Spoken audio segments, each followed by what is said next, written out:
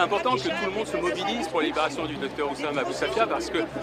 d'abord ça fait 1 an et demi qu'il est emprisonné et les dernières nouvelles sont extrêmement mauvaises. Il est apparu extrêmement amaigri auprès des personnes qui ont eu la possibilité de le voir. Il est vraisemblablement torturé et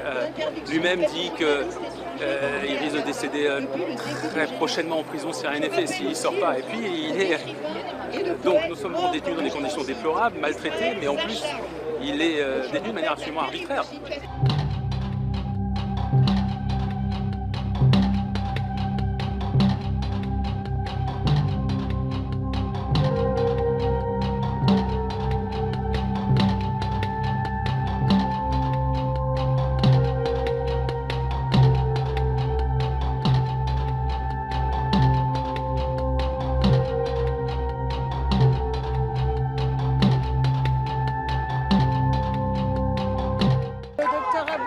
Représente le symbole de la résistance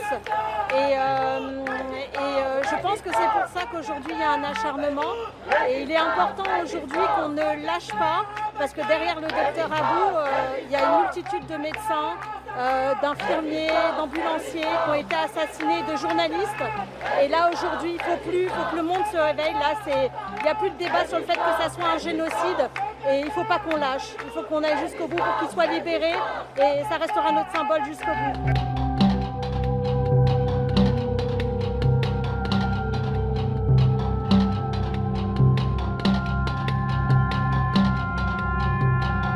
C'est une situation injuste et que c'est un collègue qui est concerné, c'est un collègue certes palestinien, mais qu'on se dit surtout qu'aujourd'hui,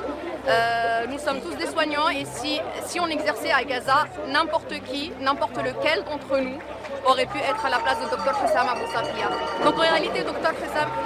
Hussam Abou Safia n'est qu'un symbole de plusieurs soignants arrêtés arbitrairement,